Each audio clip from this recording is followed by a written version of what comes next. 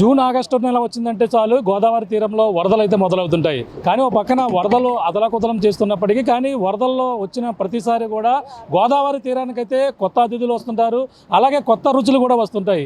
అంటే ప్రధానంగా గోదావరి తీరంలో ఈ యొక్క మనకు ప్రధానంగా తెలిసిందే ఈ యొక్క తీర ప్రాంతంలోనే పులస చేప ఎంతో ఫేమస్ అయినటువంటి పులస చేప అందరూ కూడా తెలిసిందే. పులసతో పాటు గోదావరి ఎర్రనీరు వచ్చిందంటే మాత్రం మరొక అరుదైన చేపలు కూడా వస్తుంటాయి.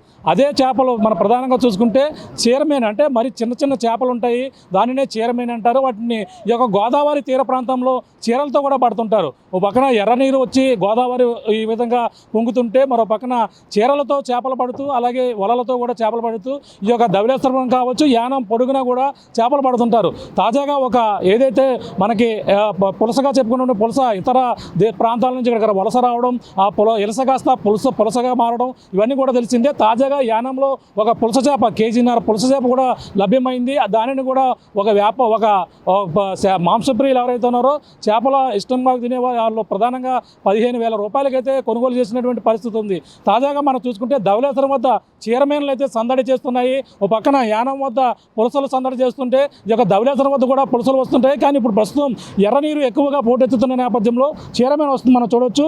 ఇది ప్రధానంగా ఇప్పుడైతే వలలతో పట్టినటువంటి మత్స్యకారులు చీరమీను, అది చిన్న చిన్న చేపలు ఉన్నటువంటి చీరమీనలు మనం చూసే ప్రయత్నం చేస్తున్నాం. చూడొచ్చు ఎంత చిన్న చిన్న చేపలు. వీటిని ప్రధానంగా వీటిని చీరలతో పడుతుంటారంటే చిన్న చిన్న కళ్ళు ఉన్నటువంటి ఏదైతే వలలు ఉన్నాయో వాటితోని అలాగే చిన్న చిన్న చీరలతో పట్టుకుని వీళ్ళందరూ కూడా పడుతుంటారు. మనం చూడొచ్చు మత్స్యకారులు అయితే ఇప్పుడు గోదావరి పక్కన ధవళేశ్వరం వద్ద ఎక్కువగా వరద ప్రవాహం చేస్తుంటే మరో పక్కన మత్స్యకారులు బోట్ల మీద ఏదైతే కనిపిస్తున్నాయో బోట్ల మీద ఈ విధంగా వాళ్ళు మొత్తం చేపలు పడుతుంటారు. మనం చూడొచ్చు పక్కన బోట్ల పైన చేపలు పడుతున్నటువంటి మత్స్యకారులను చూడొచ్చు.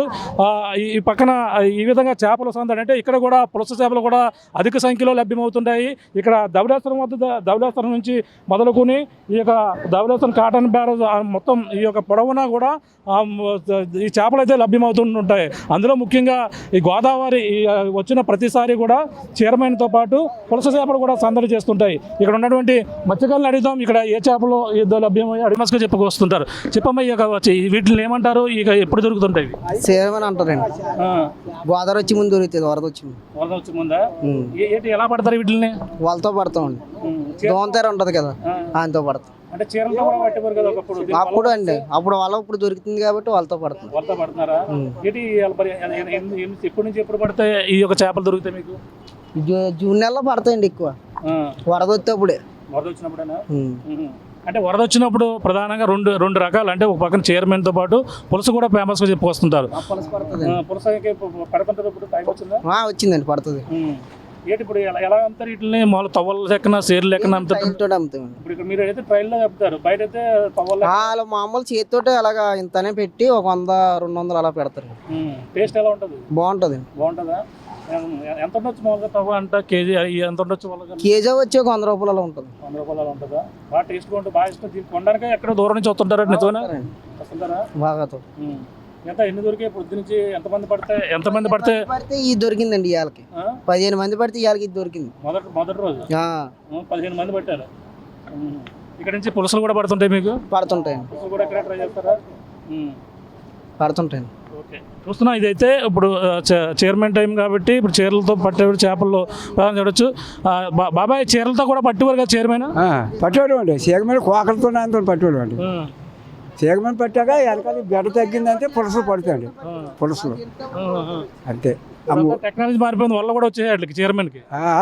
ఇప్పుడు అది దోమతార కూడా వచ్చింది కదా, అదే పట్టేస్తుంది. దోమతారతో వేస్తున్నారు. అవి కూడా చిన్నది ఉంటుంది కాబట్టి. అది కాదు, పులసలు కూడా బాగా దొరుకుతాయి కదా ఇక్కడ ధవళేశ్వరం దగ్గర. అసలు పెద్ద పునాది కానించి ఇదే పులసలు అండి. అవి ఇప్పుడు పట్టిన సగంగా అక్కడ ఆయిల్ బంకు పడ్డది కదా, ఆ బంకు నుంచి కిందకి వచ్చిందే దెంగేస్తుంది. అది ఆయిల్ పడ్డది కదా, ఆడి నుంచి వెళ్ళిపోతుంది అది. ఇప్పుడు మరి పులస కూడా ఎప్పుడు దొరకవచ్చు?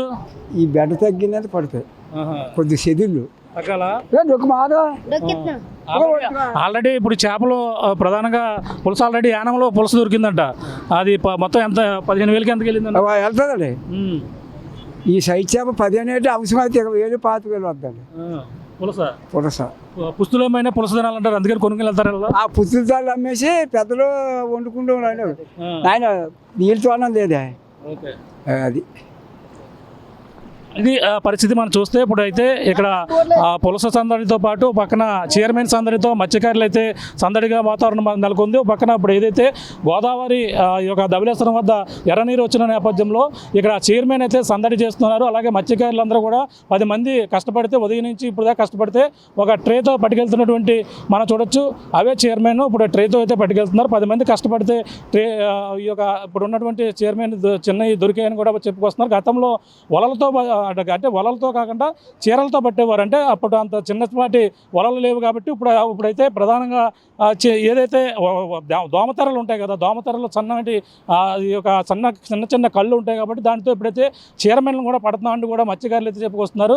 ఏదేమైనా గోదావరి ఒక పక్కన ఎర్రనీరు చేరితే ఈ యొక్క గోదావరి తీరంలో 2 చేపలు అంటే ఒక పక్కన పులసతో పాటు చీరమెన్ కూడా ఎర్రనీరుకి అయితే పోటెత్తిన నేపథ్యంలో ఇక్కడంతా కూడా ఎర్రనీరుకి చీరమెన్ అయితే సందడి చేసే ప్రయత్నం అయితే ప్రధానంగా ఉందని చెప్పాలి. ఈ యొక్క ఎవరైతే భోజన ప్రియులు ఎవరైతే ఉన్నారో ఈ యొక్క చైర్మన్తో పాటు అలాగే పులస కూడా కొనేందుకు అందరూ కూడా ఎగబడుతుంటారు. ఎందుకంటే పుస్తులమైన పులస తినాలని కూడా అందరూ అంటుంటారు.